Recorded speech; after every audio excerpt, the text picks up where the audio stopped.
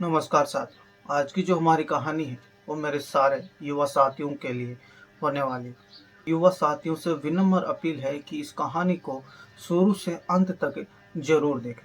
दोस्तों, एक लड़की होती है जो बहुत ही ज़्यादा होशियार थी पढ़ने में और 10वीं कक्षा 95% अंकों के साथ वो उत्तीर्ण करती है और फिर आगे स्नातक के लिए एडमिशन ले लेती है। उसका सपना होता है यूपीएससी क्लियर करके एक आईएएस अधिकारी बनना। अब वो लड़की अपनी पढ़ाई को एक हाई लेवल तक कंटिन्यू रखती है और बड़ी मेहनत करती है। लेकिन दोस्तों, उसके जो घर वाले होते हैं वो ज़्यादा पढ़े लिखे नहीं होते हैं, तो वो उसकी शादी फिक्स कर देते हैं। अब वो जब उस लड़की को पता चलता है कि उसके घर वाले उसकी शादी कर रहे हैं, तो वो लड़की अंदर तक टूट जाती है और उसे लगता है कि शायद वह अपने सपनों को अब कभी भी पूरा नहीं कर पाएगी। लेकिन दोस्तों, वो लड़की अपने माँ बाप के जो फैसला था वो उसको सर आंखों पर रखती है और शादी कर लेती है। जब वो लड़की शादी करके ससुराल जाती है तो उसे एक उम्मीद होती है कि उसका पति उसकी पढ़ाई में उसकी मदद जरूर करेगा, वो उसकी सहायता करेगा, वो उसकी भावनाओं को समझेगा। लेकिन दोस्तों, उस लड़की के साथ ससुराल में भी ठीक वैसा ही होता है जैसा उसके माता पिता कम पढ़े लिखे होने की वजह से उसकी भावनाओं की कद्र नहीं करते, उसकी भावनाओं का वो सम्मान नहीं करते। उसके ससुराल वाले उसे हमेशा ताना देते रहते हैं कि ज़्यादा पढ़ लिख कर क्या करोगी, क्या आखिर तुम एक कलेक्टर बनोगी, करना तो तुम्हें घर का काम है जो पढ़ाई तुमने कर चुकी है। लेकिन दोस्तों, वो लड़की किसी की भी नहीं सुनती, सुनती है तो सिर्फ अपने मन की। दोस्तों, वह लड़की जरा सा भी अपने फैसले से डगमगाती नहीं है। भले ही घर वाले कुछ भी कहे, लेकिन वो अपनी पढ़ाई को कंटिन्यू रखती हैं और अपनी आंखों में सिर्फ उसे एक ही मंजिल दिखाई देती है और वो मंजिल होती है एक आईएएस अधिकारी बनने की। दोस्तों, अपने ससुराल वालों के साथ हो रही अनबन में वो उसका पति भी उसका साथ नहीं देता है। वो उसका पति एक धर्म संकट में फंस जाता है कि एक तरफ तो उसके माँ बाप होते हैं और दूसरी तरफ होती है उसकी बीवी। अब उसे समझ में नहीं आ रहा था कि किसका साथ है। तो इस फैसले में जब उसका पति भी उसका साथ नहीं देता है तो वो लड़की अंदर से टूट जाती है, वो मायूस हो जाती है, वो हताश हो जाती है। अब उसे लगने लगा कि वो शायद ही अपने सपनों को, अपने एक आईएएस अधिकारी बनने के सपने को वो पूरा कर पाएगी। तो दोस्तों, अपने पति से नाराज होकर वो लड़की एक ऐसा फैसला लेती है, सुनकर शायद आप भी हैरान रह जाएं। दोस्तों, वो लड़की अपने पति से तलाक लेने का फैसला कर लेती है और फिर कोर्ट में तलाक का मुकदमा भी फाइल कर देती है और फिर जुट जाती है पूरे जी जान से एक आईएएस अधिकारी बनने के लिए। वो पूरी मेहनत के साथ पढ़ाई करती है, दिन रात पढ़ाई में एक कर देती है और आखिर अब वो दिन आ ही जाता है जब वो लड़की अपने कामयाबी के शिखर तक पहुंच जाती है। जिस कामयाबी के शिखर पर वो लड़की पहुंचती है, वहां पर पहुंचने के लिए लोग वर्षों तक मेहनत करते हैं, लेकिन इसकी कोई गारंटी नहीं कि उन्हें सफलता मिले। अब आखिर उस लड़की की राह में हुई अनबन और लंबे संघर्ष के बाद कामयाबी की जो जीवन गाथा है, हम जानेंगे इसी वीडियो में। तो बने रहिए हमारे साथ वीडियो के अंत तक। अगर आपने हमारा चैनल सब्सक्राइब नहीं किया तो प्लीज़ हमारा चैनल सब्सक्राइब करें, ताकि जो भी नोटिफिकेशन है, जो भी रिलेटेड पोस्टें हैं, जो अपडेट हैं, वो आपको सबसे पहले मिलती रहे। नमस्कार, मैं जेपी सारण। आज की कहानी एक मेहनती और एक संघर्षशील महिला की है जो सामाजिक रूढ़ियों को तोड़कर अपने कामयाबी की बुलंदियों को वो छू लेती है, जहां से उसके जीवन की एक नई इबारत लिखी जाती है।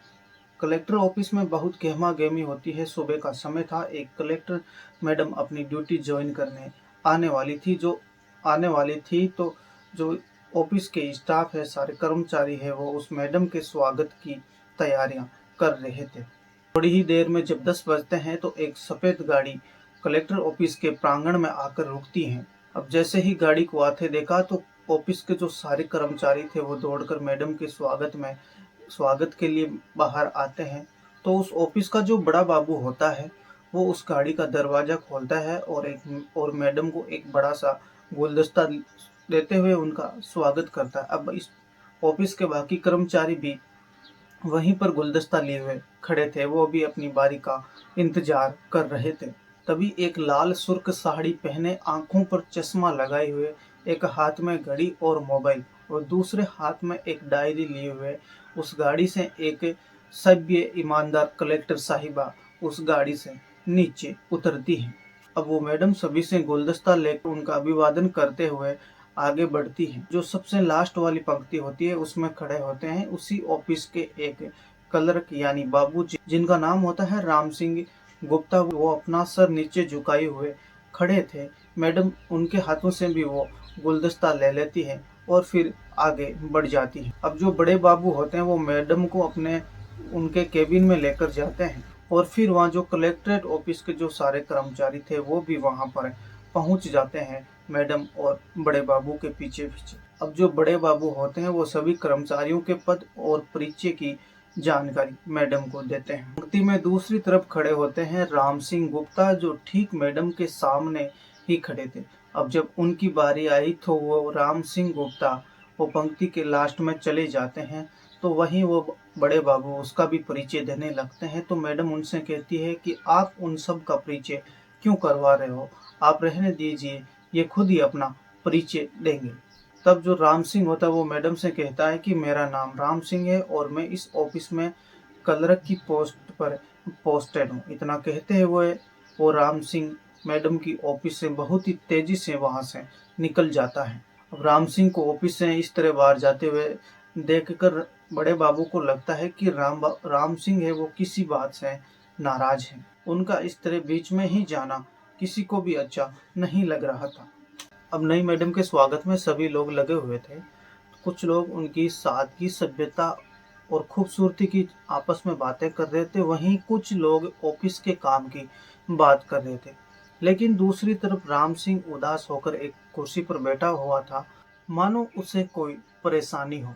अब जो बड़े बाबू होते हैं वो राम सिंह के पास जाकर थोड़ा नाराजगी से उन्हें कहते हैं कि आपका इस तरह से मैडम के केबिन से बाहर आना आपको शोभा नहीं देता। मैडम को बुरा लगा होगा। लेकिन राम सिंह उसका कोई जवाब नहीं देता। वो टेबल पर बैठे हुए किसी फाइल में अपना मुंह दबाए हुए बैठे हुए थे।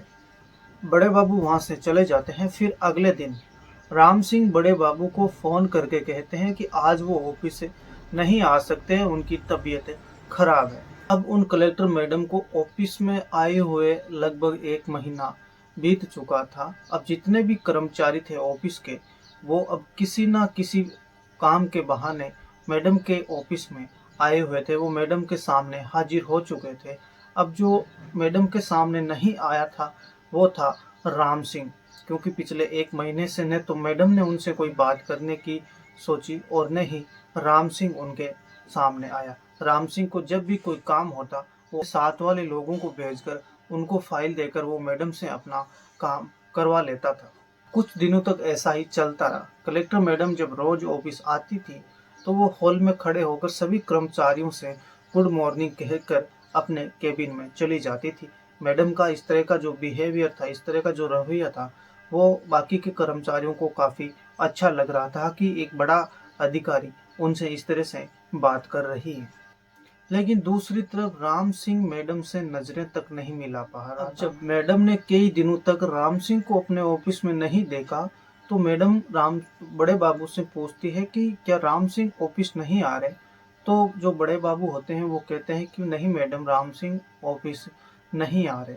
तो इस पर मैडम कहती हैं कि क्या उन्होंने कोई सूचना दी है, कोई छुट्टी ली है। तो बड़े बाबू कहते हैं कि उन्होंने ऐसा भी कुछ नहीं किया। तो मैडम अपने मन में सोचते हैं कि जो राम सिंह है ये सब कुछ अच्छा नहीं कर रहे हैं, उनका इस तरह से अपनी ड्यूटी से गायब होना अच्छा नहीं है। और मैडम कहती है कि राम सिंह का इस तरह से अपनी मनमानी करना किसी भी कर्मचारी को अपने ऑफिस में शोभा नहीं देती है। मैडम बड़े बाबू को आदेश देती है कि राम सिंह को फौरन फोन करके ऑफिस में बुलाओ। अब जब जो बड़ा बाबू होता है, बड़े बाबू, वो राम सिंह को फोन करके मैडम की नाराजगी के बारे में बताते हैं तो राम सिंह अगले दिन सुबह ऑफिस आ जाता है और मैडम के सामने हाजिर हो जाता है और चुपचाप खड़ा रहता है। मैडम, जो कलेक्टर मैडम है, वो नाराजगी से कहती हैं कि देखो मिस्टर राम सिंह, ये आपका घर नहीं है कि जब जी चाहे ऑफिस आए, जब जी चाहे ऑफिस से छुट्टी कर ली, कहीं और चले गए। कलेक्टर ऑफिस है, यहाँ के कुछ नियम और कायदे कानून हैं जो सभी को मानने पड़ते हैं और आपको भी मानना पड़ेगा। और मैडम कहती हैं कि अगर आपको छुट्टी ही चाहिए थी तो आप एक एप्लीकेशन लिख कर छुट्टी मांग लेते तो छुट्टी तो आपको मिल ही जाती। राम सिंह चुपचाप खड़ा था। मैडम अपनी बात कंटिन्यू कर रही थी और फिर मैडम कहती हैं कि आइंदा याद रखिएगा, ऐसी गलती दोबारा नहीं होनी चाहिए, नहीं तो मैं आपके खिलाफ एक सख्त कार्रवाई करूंगी। अब तक राम सिंह का गुस्सा सातवें आसमान पर था। तो राम सिंह गुस्से से मैडम से कहता है कि मैडम, हमारी जो प्रतिबद्धता है वो सरकार के प्रति है, ना कि किसी व्यक्ति विशेष के प्रति। हमारी छुट्टी बाकी थी तो हमने छुट्टी ले ली। और ऐसा कहकर वो तेजी से मैडम के केबिन से गुस्से से बाहर चला जाता है। फिर मैडम बड़े बाबू को ऑफिस में बुलाती हैं और राम सिंह के बारे में पूरी जानकारी लेती हैं, उसके बारे में पता करती हैं कि राम सिंह का बिहेवियर ऐसा क्यों है। तो राम सिंह कहता है कि मैडम तो बड़े बाबू और मैडम से कहते हैं कि मैडम, राम सिंह की यहाँ पर 2 साल पहले ही पोस्टिंग हुई है। जब से यहाँ इनकी पोस्टिंग हुई है तब से ये हमेशा अकेले ही रहते हैं, ना तो इनकी किसी से कोई ज़्यादा दोस्ती है और ना ही किसी से कोई दुश्मनी है। वह हमेशा ही मुश्किलों से घिरे रहते हैं और अपना काम चुपचाप करते रहते हैं। अब जबकि मैडम को यहाँ आए हुए काफ़ी समय हो गया था, तो मैडम की चर्चा थी वो पूरे जिले में हो रही थी। कलेक्टर ऑफिस से लेकर जनता जनार्दन तक मैडम लोगों के बीच में काफ़ी पॉपुलर हो गई थी। अब वहीं दूसरी तरफ कलेक्टर ऑफिस में एक सीनियर अधिकारी और भी थे जिनका नाम था वर्मा जी। जो विकास काम का जो टेंडर था, विकास काम का हर एक टेंडर वर्मा जी की टेबल से ही होकर गुजरता था। उस विकास काम के हर एक टेंडर में वर्मा जी का एक फिक्स कमीशन होता था। अब जो ऊपर की कमाई थी उसमें वर्मा जी के जो सीनियर अधिकारी थे उनका भी एक कमीशन होता था। चर्चा तो ये तक थी कि जो कलेक्टर मैडम है उनसे पहले जो कलेक्टर थे उनका भी एक फिक्स कमीशन होता था उस ऊपर की कमाई में। अब ये जानकारी मैडम को धीरे धीरे ऑफिस से मिल रही थी। अब मैडम ने वर्मा जी के ऊपर नकेल कसना शुरू कर दिया। अब बाद में जब इस बात का पता वर्मा जी को चलता है कि मैडम उसके खिलाफ कोई कार्रवाई करने की तैयारी कर रही हैं, तो वो मैडम के ऑफिस में मैडम के खिलाफ अनाप शनाप बकने लगता है और उनके खिलाफ एक षड्यंत्र भी रचने लगता है। एक दिन जब मैडम ने वर्मा जी का कोई टेंडर पास नहीं किया तो वर्मा काफी नाराज हो जाता है और वह मैडम के खिलाफ बहुत कुछ बोलने लगता है। तो वहीं दूसरी तरफ राम सिंह चुपचाप बैठे हुए ये सब बातें सुन रहा था। अब काफी देर तक तो राम सिंह ये सब कुछ सुन रहा था, लेकिन एक समय तक वो इसे बर्दाश्त कर रहा था, लेकिन बाद में उसे बर्दाश्त नहीं होता है और वो उसे वर्मा जी से वो उलझ जाता है और उसे झगड़ा करने लगता है। बातें हाथापाई तक आ जाती है। अब ऑफिस में बहुत बड़ा हंगामा शुरू हो गया था। जो ऑफिस के स्टाफ के कर्मचारी थे वो दोनों को छुड़ाने लगते हैं। हंगामा और शोर शराबा सुनकर मैडम अपने केबिन से बाहर आती हैं। तब जाकर मामला कहीं शांत होता है और फिर मैडम अपने केबिन में चली जाती हैं। वहां जाकर वो बड़े बाबू को बुलाती हैं और पूरे माजरे के बारे में वो जानकारी लेती हैं। दूसरी तरफ जो ऑफिस के कर्मचारी थे उनमें ये चर्चा होने लगी थी कि आखिर राम सिंह मैडम के मामले में इतना क्यों इंटरफेयर कर रहा है कि वर्मा ने जब मैडम के खिलाफ कुछ बोला तो राम सिंह भड़क जाता है। वहीं मैडम उस बड़े बाबू से पूछती है और फिर बड़े बाबू से कहती है कि राम सिंह को उसके ऑफिस में भेजो। अब राम सिंह उसके ऑफिस में आता है तो मैडम पूछते हैं कि आपने ऐसा क्यों किया, आप एक सरकारी कर्मचारी हैं, आपको लड़ना झगड़ना ये सब कुछ शोभा नहीं देता।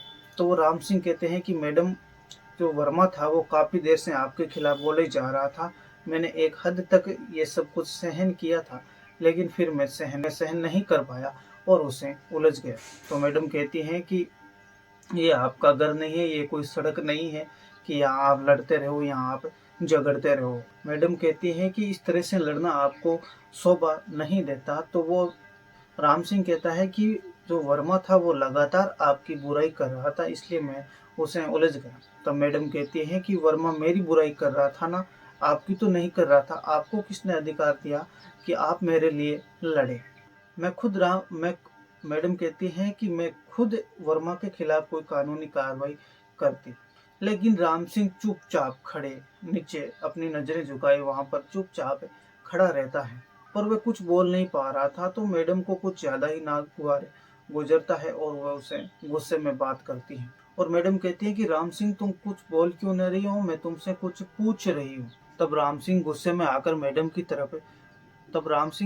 आकर अपनी आंखें ऊपर करके मैडम की ओर देखने लगता है, तो मैडम भी थोड़ी नर्वस हो जाती है। तो राम सिंह कहता है कि अगर हम अलग हो गए तो क्या हुआ, अगर कोई आपके खिलाफ इस तरह से बातें करेगा तो मैं उसे कभी भी सहन नहीं कर पाऊंगा। और इतना कहते हुए वो ऑफिस से बाहर चला जाता है।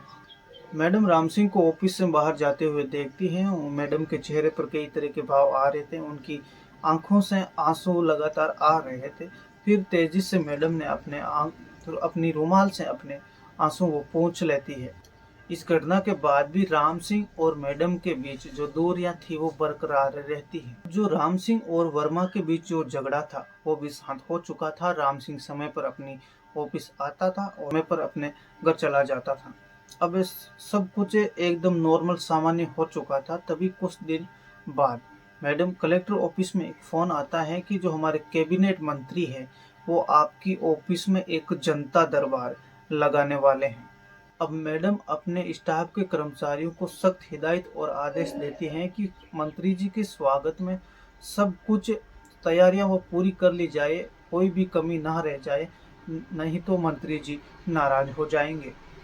अब जिस दिन मंत्री जी आने वाले थे, ऑफिस के सारे कर्मचारी सुबह ही जल्दी अपनी ड्यूटी पर आ जाते हैं, लेकिन जो नहीं आया था वो थे राम सिंह। अब मैडम बार बार उन्हें ही ढूंढ रही थी, लेकिन राम सिंह कहीं भी दिखाई नहीं दे रहा था। तब मैडम बड़े बाबू से कहती है कि राम सिंह ऑफिस क्यों नहीं आए, पता करो। तो जब बड़े बाबू राम सिंह के बारे में पता करते हैं फोन करके, तो उन्हें तो पता चलता है कि कल रात में ही कुछ बदमाशों ने राम सिंह पर कातिलाना हमला किया। हालात गंभीर होने की वजह से उन्हें पास के ही हॉस्पिटल में भर्ती करवाया गया है, जहां उन्हें आईसीयू में रखा गया है। अब जैसे ही मैडम को राम सिंह की इस हालत के बारे में बड़े बाबू से पता चलता है, तो मैडम एकदम से ही नर्वस हो जाती है। उनके जो चेहरे का रंग था वो फीका पड़ जाता है, रंग उतर जाता है। और ये सब देखकर बड़े बाबू भी हैरान रह जाता है कि आखिर राम सिंह की इस हालत के बारे में सुनकर मैडम इतना नर्वस क्यों हो रही है। ये खबर सुनते ही मैडम बड़े बाबू से कहती है कि आप यहाँ की सारी तैयारियां आप संभाल लीजिए, मुझे तुरंत हॉस्पिटल जाना पड़ेगा। एक बार फिर मैडम के मुंह से ये बात सुनकर बड़े बाबू हैरत में पड़ जाता है और कहता है कि मैडम अगर आप यहाँ से चली गई तो मंत्री जी नाराज हो जाएंगे। बड़े बाबू कहते हैं कि मैं एक काम करता हूँ, मैं ऑफिस के ही किसी कर्मचारी को वहाँ राम सिंह की देखभाल के लिए भेज देता हूँ, लेकिन आप वहाँ मत जाइए, आपका यहाँ रहना बहुत जरूरी है। लेकिन मैडम उसकी बात नहीं सुनती है और अपने सुरक्षा गार्ड और ड्राइवर से गाड़ी को तुरंत हॉस्पिटल ले जाने के लिए कहती है और वह वहाँ से बैठकर और वो गाड़ी में बैठकर हॉस्पिटल के लिए चली जाती है। मैडम का राम सिंह के प्रति इस तरह से हॉस्पिटल में जाना बड़े बाबू और ऑफिस के जो अन्य कर्मचारी थे उनको बड़ा ही अजीब लगने लगता है। अब मैडम के अचानक ही हॉस्पिटल में पहुंचने पर वहां पर खलबली मच जाती है।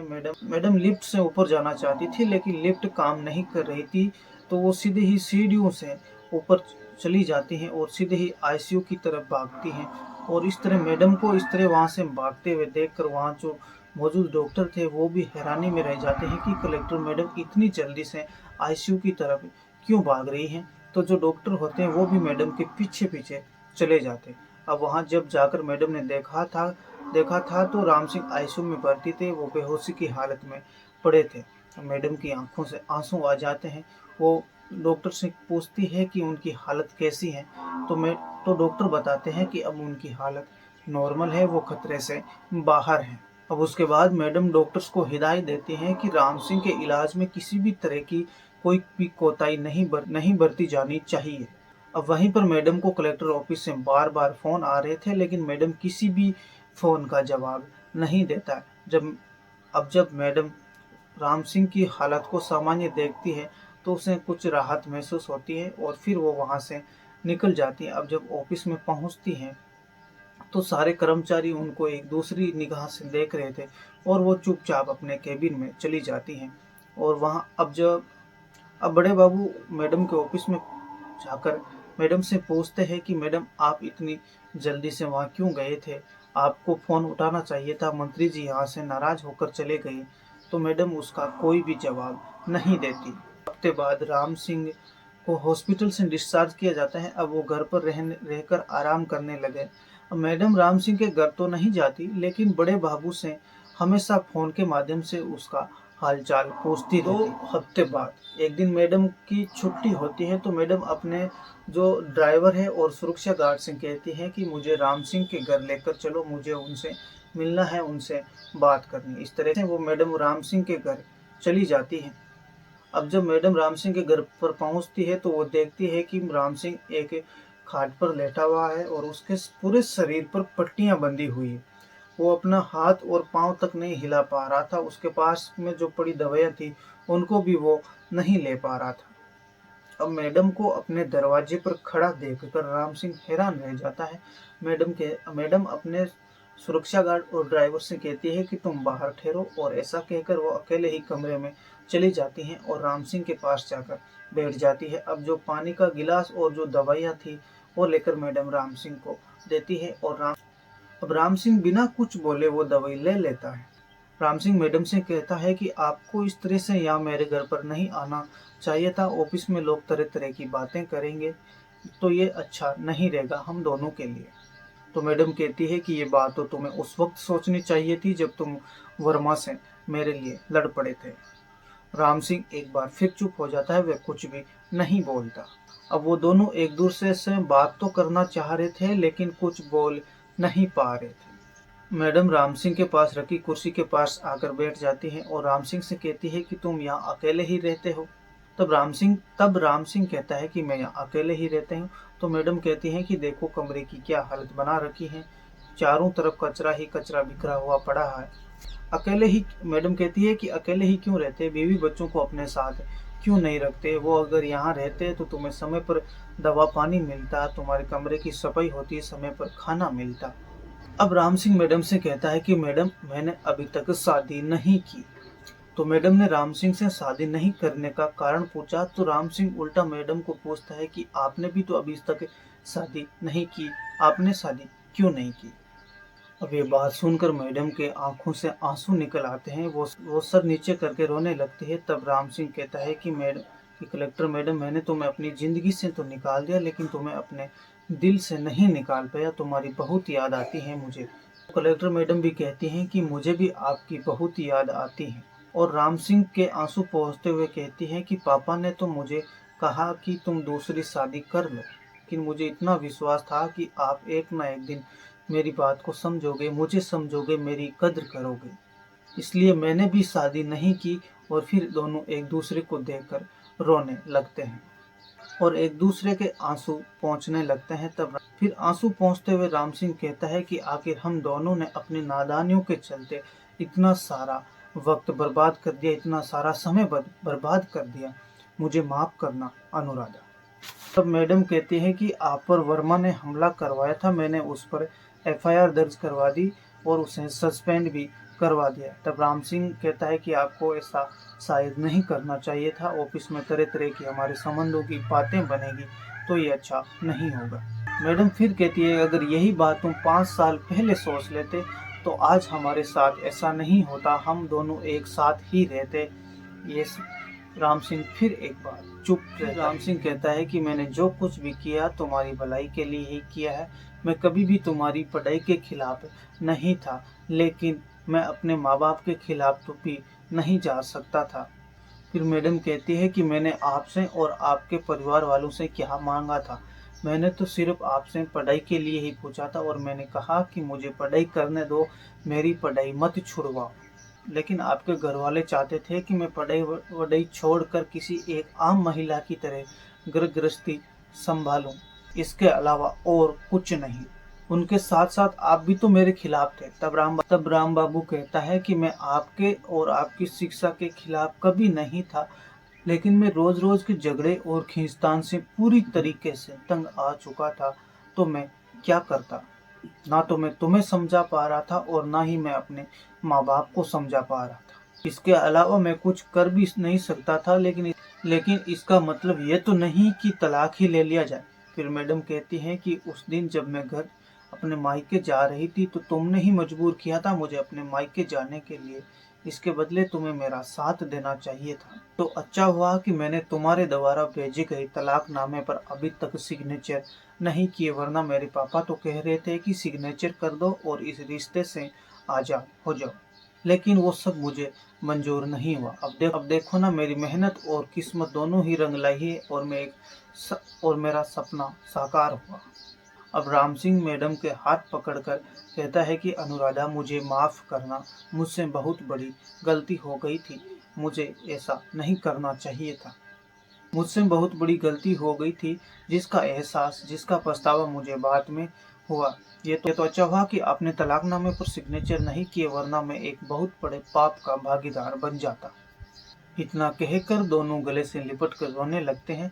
फिर कुछ देर बाद मैडम कमरे से बाहर आकर अपने सुरक्षा गार्ड और ड्राइवर से कहती है कि तुम अपने घर चले जाओ, मैं कल सुबह आपसे ऑफिस में मिलूंगी। मैडम के मुंह से यह बात सुनकर सुरक्षा गार्ड और ड्राइवर हैरान रह जाते हैं और वहां से चले जाते हैं। इसके बाद मैडम कमरे का दरवाजा बंद करके कमरे के अंदर चली आती हैं और दोनों पति पत्नी इतने सालों के बिछुड़ने को, गम को भुलाकर और सारे गिले शिकवों को भी दूर करके एक बार फिर से एक हो जाते हैं। ये थी एक पति और पत्नी की एक ऐसी कहानी जो बिछुड़ने के बाद एक बार फिर से एक हो जाते हैं और पत्नी ने अपने सपनों को पूरा करने के लिए, अपनी मंजिल को पाने के लिए अपने लक्ष्य को अपनी निगाहों में रखा।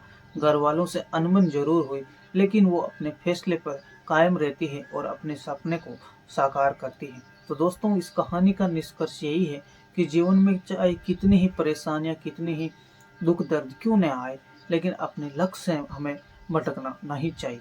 हमारे द्वारा सुनी गई ये कहानी आपको कैसी लगी, कमेंट बॉक्स में अपनी राय जरूर दें। अगर आप चैनल पर पहली बार आए हैं तो क्राइम दी एंड चैनल को सब्सक्राइब कर हमें सपोर्ट करें, ताकि आगे की जो भी अपडेट है, जो भी नोटिफिकेशन है, आपको तुरंत मिलता है।